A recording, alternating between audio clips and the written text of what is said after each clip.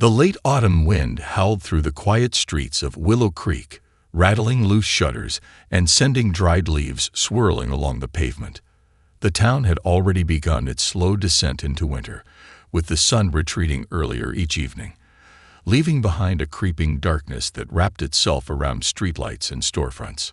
Officer Ryan Hale sat in his patrol car, watching the sleepy town settle into another uneventful night. He had been with the Willow Creek Police Department for nearly 15 years, patrolling the same streets, greeting the same people. A place like this didn't see much action. Just the occasional drunk stumbling out of Murphy's bar, or a teenager caught sneaking into the old abandoned train station on a dare. But still, Ryan did his job with quiet dedication. Some men thrived on chaos, on the thrill of high-speed chases and shootouts. Ryan wasn't one of them. He'd joined the force not for the excitement, but because he'd once believed in the idea of keeping people safe, of making a difference. Lately, though, it felt like he was just going through the motions. He exhaled, the warm air from his breath clouding the windshield. His fingers drummed idly on the steering wheel as he scanned the empty sidewalks. The radio crackled with routine reports, nothing out of the ordinary. He was just about to take another sip of his now lukewarm coffee when something caught his eye in the side mirror. A small figure darting down the sidewalk. Ryan straightened, setting the coffee cup down as he turned for a better look. A child, no older than 6 or 7, was running full speed toward his car, her tiny legs pumping furiously.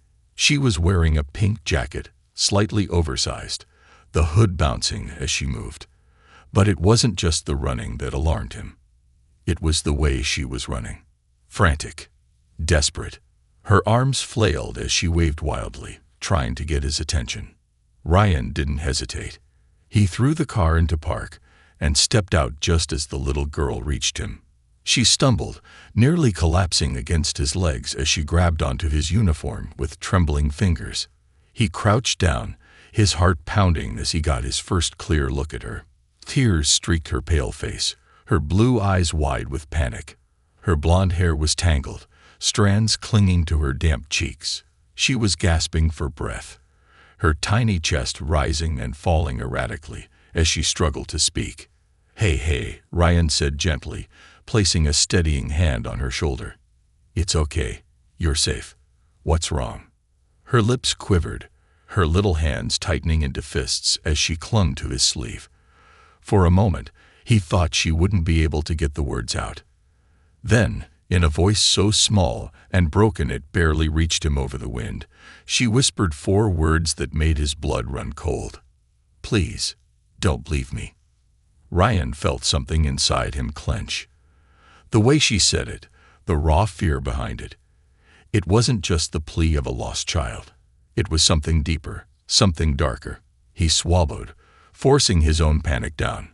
I'm not leaving you, he promised. I've got you. She shuddered, her whole body trembling violently. Ryan could feel how cold she was, how fragile. He shrugged off his jacket and carefully wrapped it around her small frame. She flinched at first, as if expecting pain, but when she realized he was only trying to keep her warm, she allowed herself to sink into the oversized coat. What's your name, sweetheart? He asked, keeping his voice calm. Her gaze flickered up to his, hesitant. Lily. Okay, Lily. Are you hurt? She shook her head quickly, but Ryan wasn't convinced. He had been doing this long enough to know when a child was hiding something. Then his eyes drifted lower, and he felt his stomach twist. Her wrists, barely visible beneath the sleeves of her pink jacket, were bruises, faint but unmistakable. Not the kind of bruises a child got from falling off a swing. These were different, circular, dark, like fingers had gripped too tightly. Ryan forced himself to remain steady. He couldn't react. Not yet. He had to keep her calm. Lily, he said carefully, where are your parents? Her bottom lip wobbled. Her fingers curled tighter into his sleeve. Daddy, she whispered. Ryan felt ice crawl down his spine. Is he looking for you?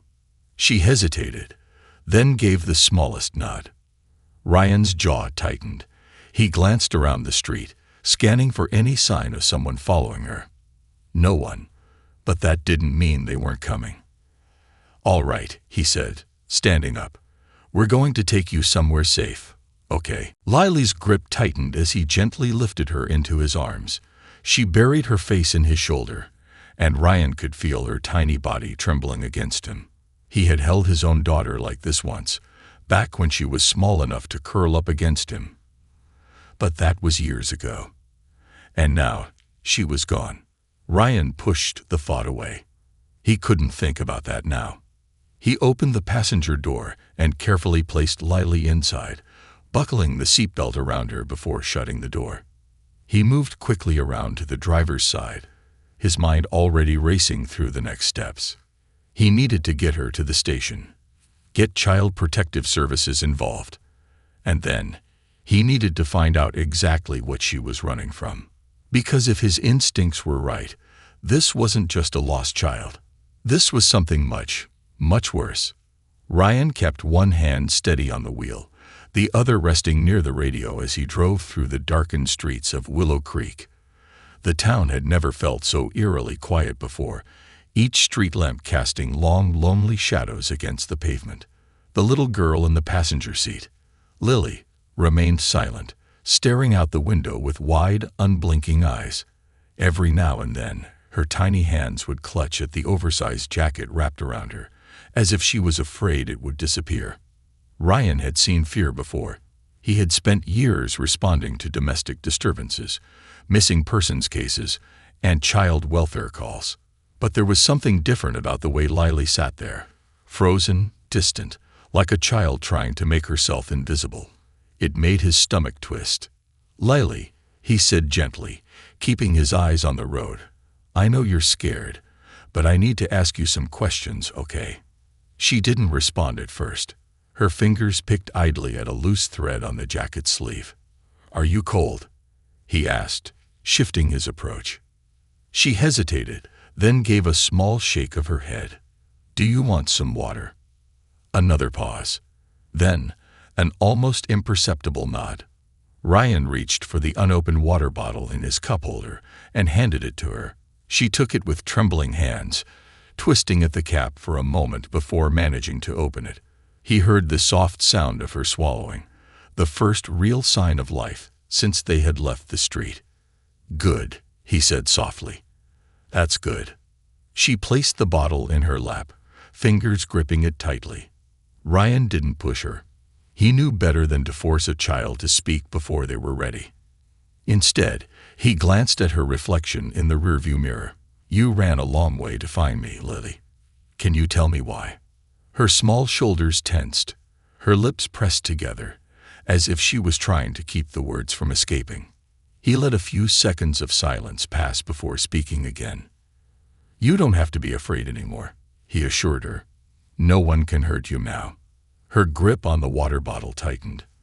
Then, in a voice so faint it barely reached him, she whispered, "That's what he always says."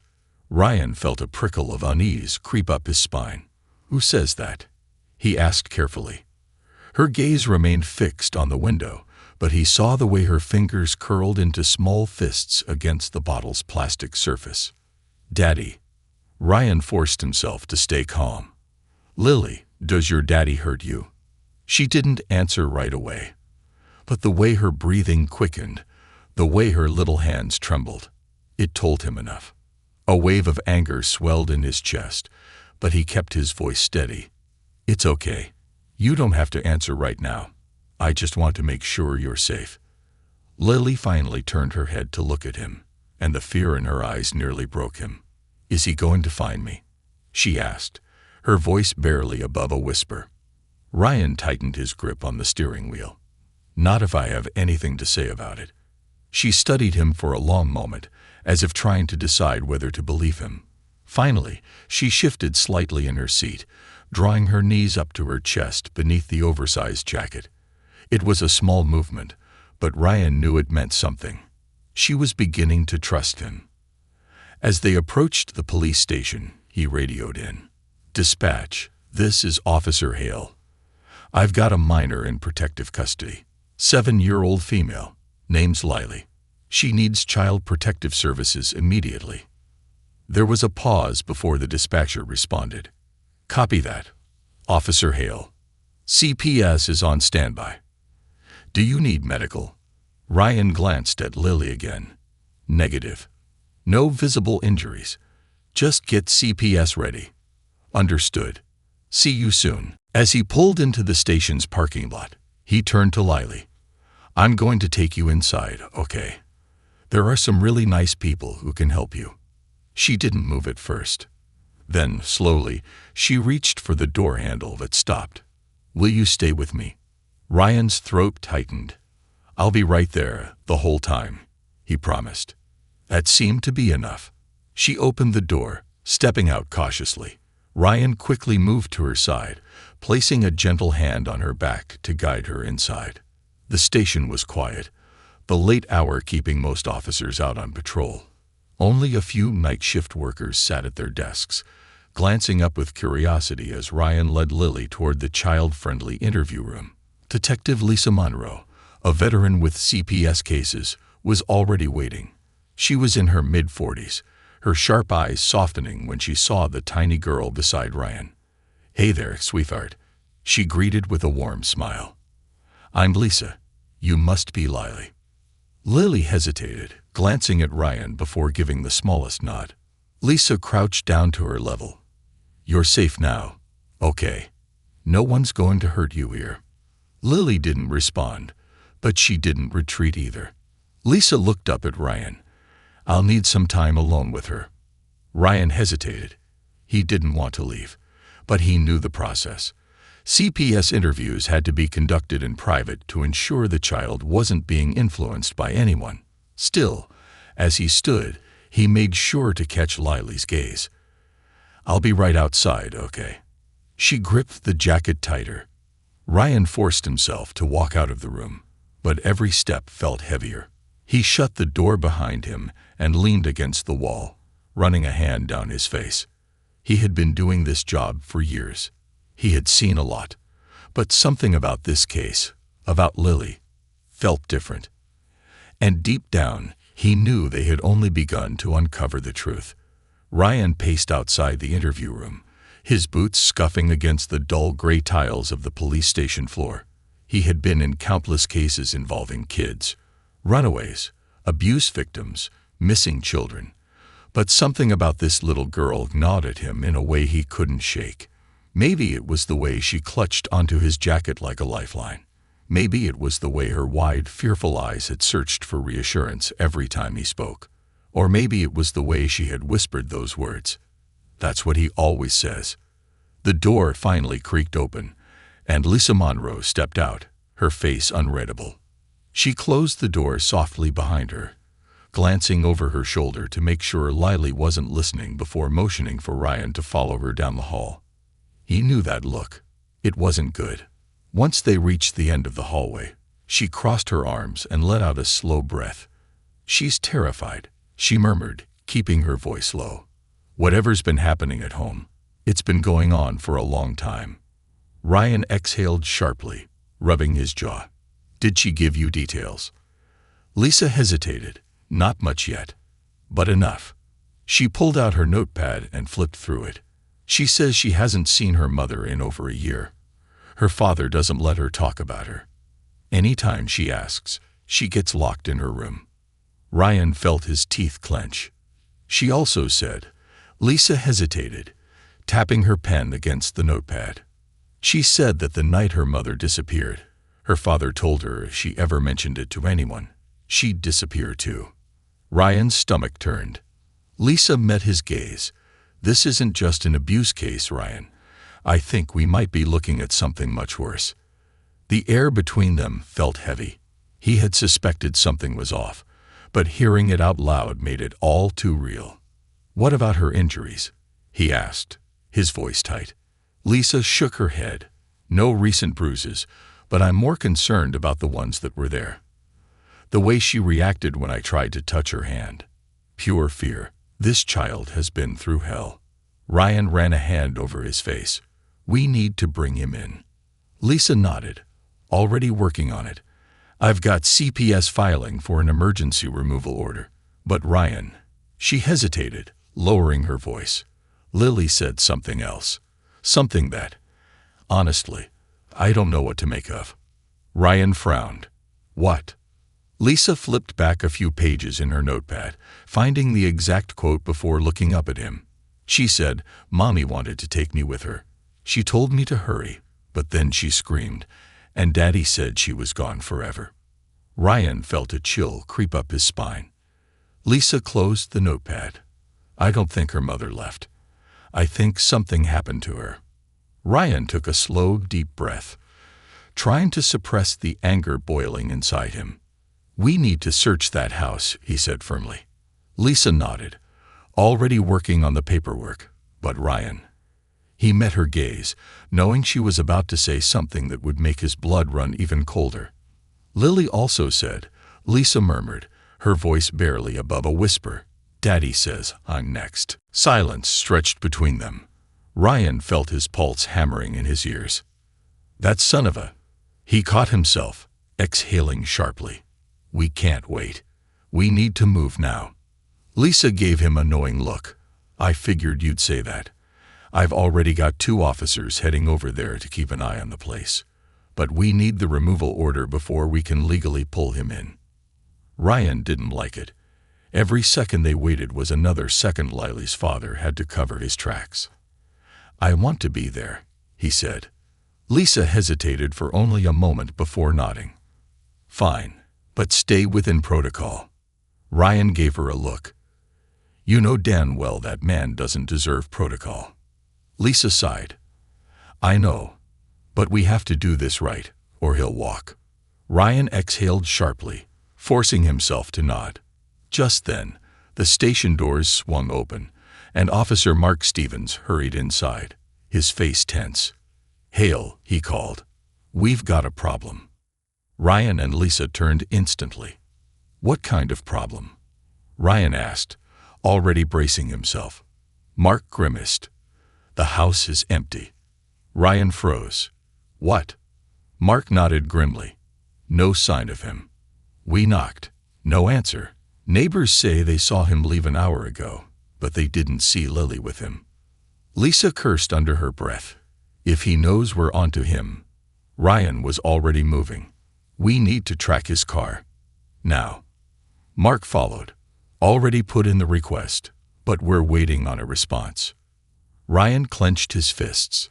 They were running out of time. Lisa pulled out her phone. I'm calling for an Amber Alert. Ryan turned sharply. You think he took another kid? Lisa's face was grim. No, I think he took Lily's mother. Silence fell between them as the weight of those words sank in. Ryan's mind raced. If this man had been keeping his wife alive somewhere, if Lily's mother had been trapped for over a year, they needed to find him. And they needed to find him fast. The wind howled against the windows of the police station as Ryan Hale gripped the edges of his desk, his mind racing. The news that Todd Carter had vanished left a bitter taste in his mouth. He had seen men like Carter before, men who hid their demons behind carefully constructed facades, fooling an entire town while terrorizing the ones closest to them. But this was different. This wasn't just an abuser running scared. This was something more, something darker. Lisa Monroe was still on the phone, pushing for the Amber Alert, her voice tight with urgency. Mark Stevens was hunched over the station's computer, tracking Carter's vehicle through traffic cameras.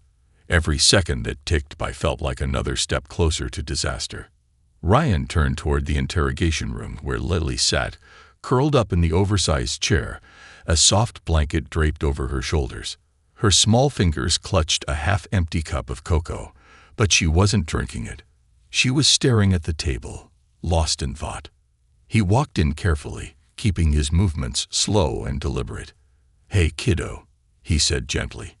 Lily looked up at him, her blue eyes wary but searching. Did you find my daddy? Ryan hesitated, choosing his words carefully. Not yet, but we're working on it. Do you remember if he said anything about where he might go? She shook her head. No. But She chewed on her lip, hesitant. Ryan crouched down to her level. "It's okay, Lily. You can tell me." She hesitated a moment longer before whispering. "Sometimes, at night, Daddy leaves. He thinks I'm asleep, but I see him through my window." Ryan's pulse quickened. "Where does he go?" Lily's fingers tightened around the cup. "I don't know, but he always takes a flashlight. And a shovel." Ryan's breath hitched. Lisa appeared in the doorway, her phone still in hand, her eyes wide with realization.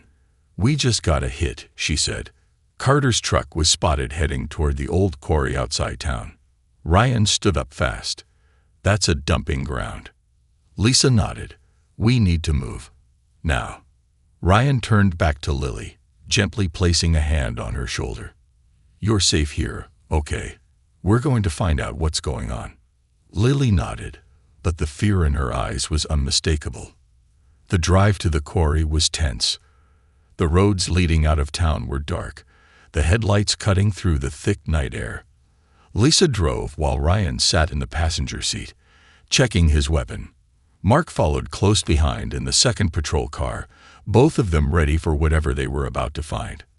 "This place has been abandoned for years," Lisa muttered, gripping the wheel. "Why the hell would he be out here?" Ryan didn't answer. He had a sickening feeling in his gut. A man like Carter didn't run unless he had something to hide. And if he was heading to the quarry, it wasn't to reminisce. As they neared the entrance, Ryan motioned for Lisa to kill the headlights. The last thing they needed was to announce their arrival. The two patrol cars rolled to a silent stop just outside the rusted gates, overgrown with vines. Beyond them, the rocky terrain stretched out under the moonlight, deep pits and crumbling ledges creating an eerie landscape. Ryan pulled his flashlight, scanning the ground. "Look for tire tracks." Lisa and Mark fanned out, their beams cutting through the darkness.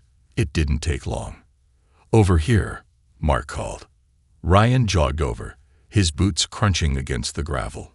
Fresh tire marks led deeper into the quarry, disappearing down a narrow dirt path. The ground was damp from the recent rain, the prints still crisp. Carter hadn't been here long. Lisa radioed for backup, but Ryan wasn't about to wait. He motioned for them to move in. They followed the path cautiously, weapons drawn. The only sound was the wind rustling through the trees and the distant hoot of an owl then. A light flickered up ahead. Ryan froze, signaling for the others to stop. They listened. Faint rustling. Then a grunt. The sound of something heavy being moved. Ryan exchanged a look with Lisa. They moved forward, creeping toward the light. And then they saw him. Todd Carter stood at the edge of a shallow pit, a shovel in his hands. His truck was parked a few feet away, the tailgate open. He was covered in dirt, sweat glistening on his forehead. But what made Ryan's stomach twist was the large tarp rolled up beside him. Lisa's breath hitched.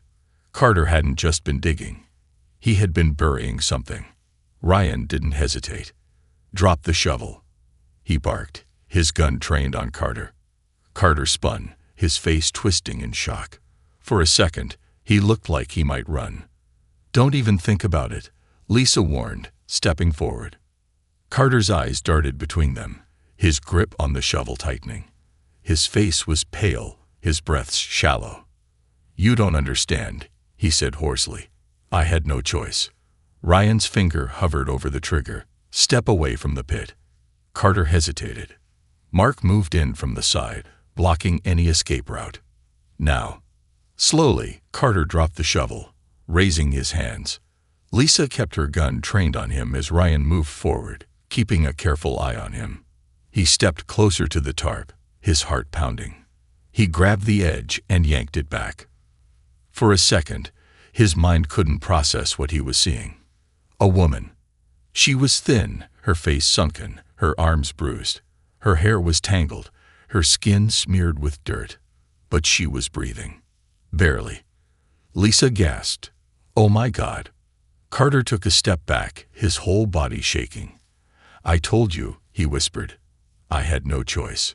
Ryan lunged forward, grabbing him by the collar and slamming him against the truck. "What the hell did you do?" he growled. Carter's eyes were wild, desperate.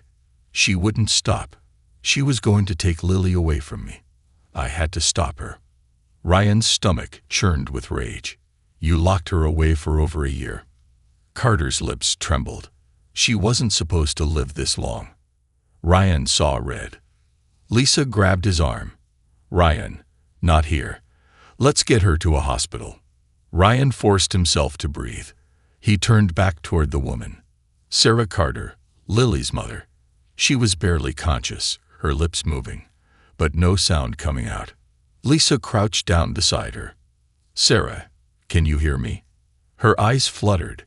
Then, with the last of her strength, she rasped out one word. Lily. Ryan's jaw tightened. She's safe. Sarah's lips trembled, and then her eyes slipped shut. Ryan turned back to Carter, his blood boiling. You're done, he spat. He yanked Carter away from the truck and slapped the cuffs on him as backup finally arrived, their sirens wailing in the distance. Carter didn't struggle. He didn't fight.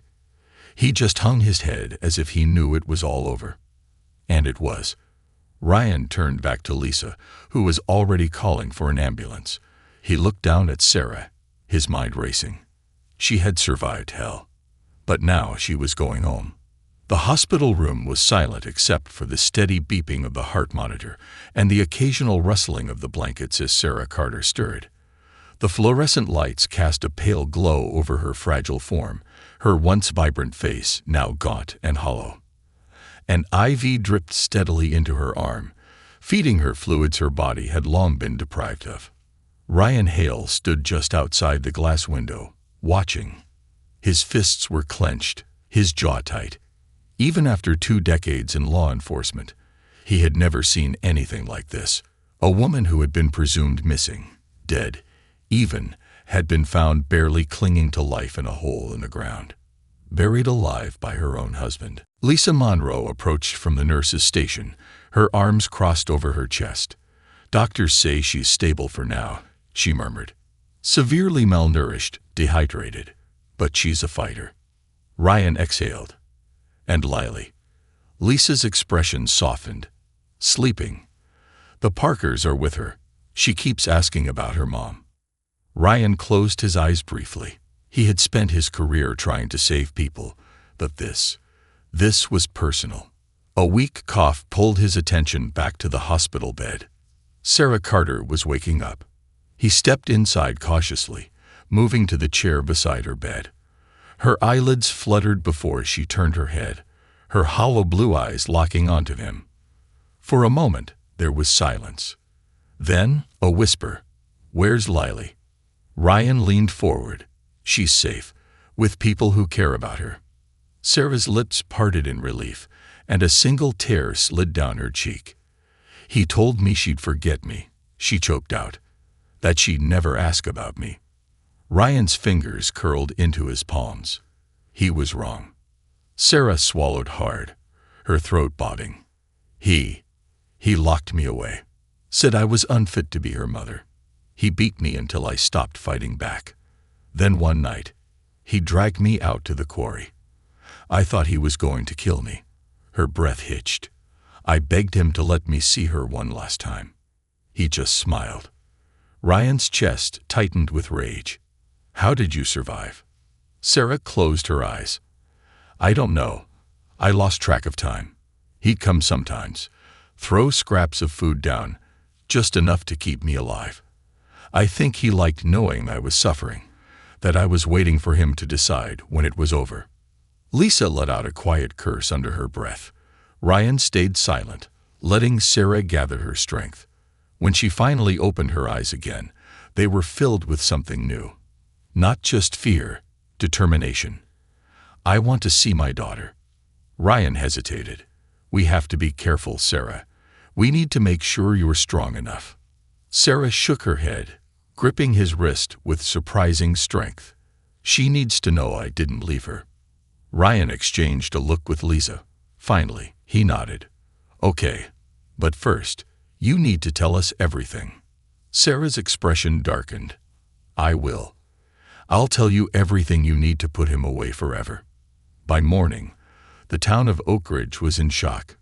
Todd Carter, the man they had once praised as a model citizen, had been exposed as a monster.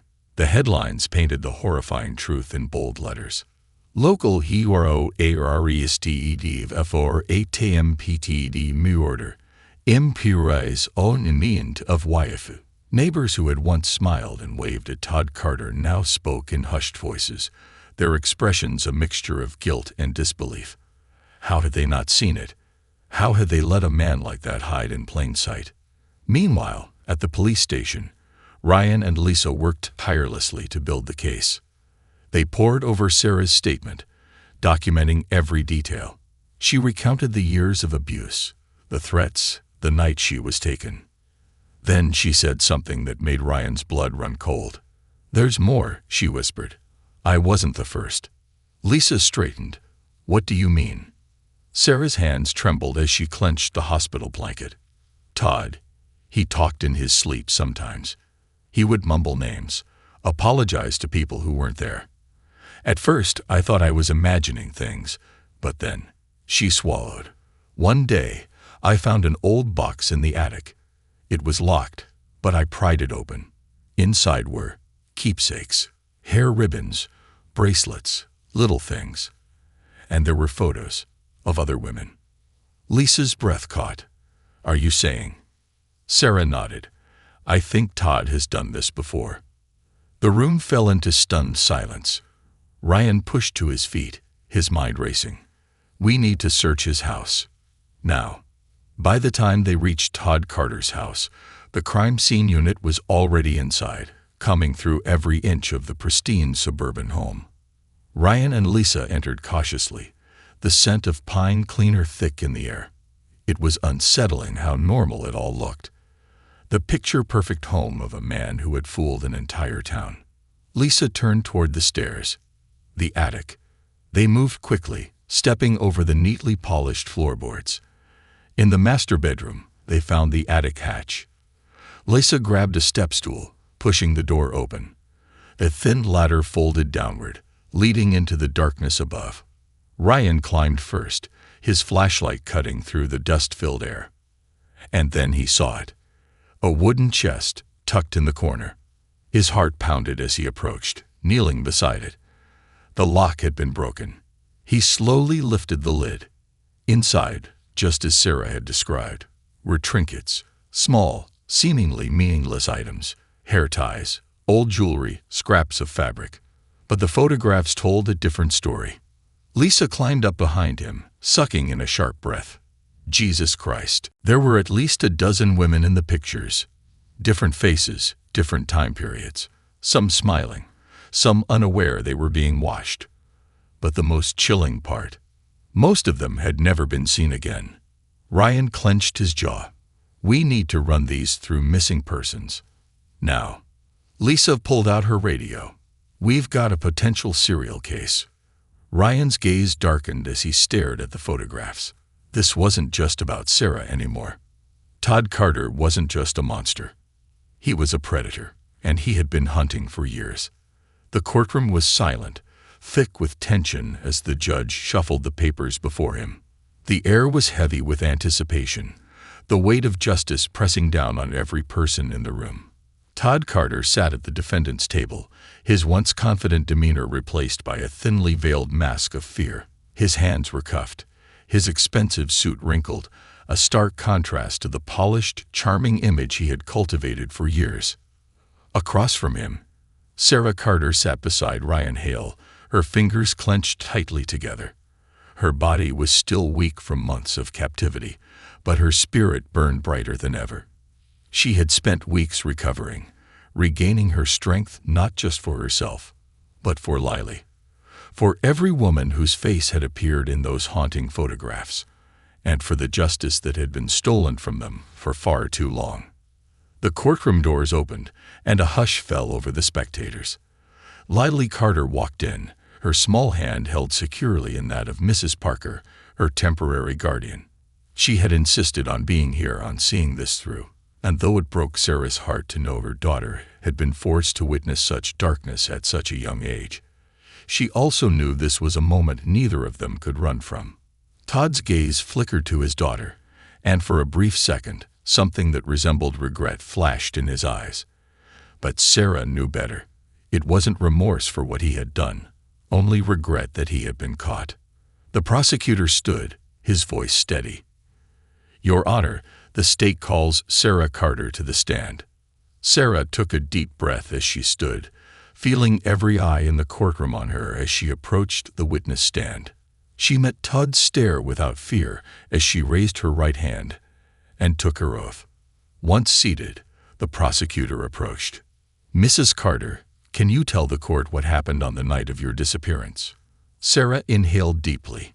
"It wasn't a disappearance," she said firmly, her voice clear and strong. "It was an abduction. My husband, Todd Carter, dragged me out of my own home. He took me to a construction site near the quarry. He beat me until I couldn't fight back anymore.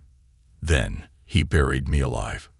A murmur spread through the courtroom, the horror of her words rippling through those in attendance. The prosecutor nodded, keeping his expression neutral despite the clear revulsion in his eyes. "How did you survive?" "Todd didn't bury me deep," Sarah continued. "He wanted to know that I was down there, suffering. He would come back every few days, just to remind me that he controlled my life, or rather, my slow death." Her fingers curled around the edge of the wooden stand. "But I never gave up. I dug at the dirt whenever I had the strength. I waited for my moment. And when the ground loosened from rain, I clawed my way out." Across the room, Todd sat motionless, his face unreadable. But his fingers twitched, his leg bounced under the table. He was afraid. The prosecutor continued. "Mrs. Carter, can you confirm whether or not you were aware of Todd Carter's past violent behavior prior to your abduction?" Sarah nodded. "At first, no. He was careful. He was kind. Gentle, even. But once we were married, things changed. It started with small things. Controlling what I wore, how I spoke. Then it became more. He isolated me from my friends and family. And when I tried to push back, he hurt me." She turned her gaze to Todd, her voice unwavering. "And he always made sure I knew it was my fault." Todd shifted uncomfortably, but he remained silent. The prosecutor nodded. "And did you ever attempt to leave?" "Yes. Many times." Sarah's throat tightened. "But every time I did, he reminded me that if I left, I'd never see Lily again. He told me the courts wouldn't believe me, that no one would. And for a long time, I believed him." Her eyes darkened, until he decided that instead of losing me, he'd erase me. The courtroom was deathly silent. The prosecutor turned toward the jury. "Ladies and gentlemen, we are not just discussing a case of abuse. We are looking at a man who planned, in cold blood, to take a mother from her child. A man who locked away his own wife for over a year. And now, we know, he's done this before." He turned back to Sarah. "Can you confirm the evidence that was found in your former home?" Sarah exhaled shakily. "In the attic, the police found a box, a collection of items belonging to women I have never met. But Todd had. There were photographs, some smiling, some looking over their shoulders, unaware they were being watched. And most of them, never seen again." Todd's lawyer stood abruptly. "Objection. This is purely circumstantial." The judge raised a hand. "Overruled. Continue." The prosecutor nodded. "Thank you, Your Honor. Now, Mrs. Carter, have any of these women been identified?" Sarah nodded. "Yes. 2 women who had been reported missing nearly 15 years ago were confirmed as belonging to the items found in that attic. And there are more. Women who were never reported. Women who had no families to fight for them. But I will fight for them." The prosecutor turned toward the judge. "Your Honor, the state recommends that Todd Carter be charged not only for the attempted murder and imprisonment of Sarah Carter, but that we also launch a full investigation into potential serial offenses committed over the course of 2 decades. Gasps echoed through the room. Todd finally spoke, his voice a desperate snarl. "This is insane. I am a respected member of this community. These accusations are baseless." The prosecutor calmly placed a folder on the table. "Then perhaps you can explain why 2 of the missing women's DNA was found inside your attic." Todd's mouth snapped shut. His lawyer scrambled to whisper something in his ear, but the damage had been done. The jury had heard enough. Hours passed. Witness testimonies were given. Forensic evidence was presented. And then the moment arrived. The jury returned, their verdict in hand. The judge took the slip of paper, his expression unreadable as he read it aloud. "For the charges of attempted murder, kidnapping, and abuse, we find the defendant guilty." A wail erupted from Todd Carter as the gavel slammed down. But Sarah Carter, she simply closed her eyes and exhaled. It was over. Or at least, this part was. As Todd was dragged from the courtroom, screaming about how he was framed, how he was a good man, Sarah turned toward Lily. Their eyes met, and for the first time in over a year, Sarah smiled at her daughter. A real, genuine smile. Lily let go of Mrs. Parker's hand and ran straight into her mother's arms. And this time, Sarah would never let go.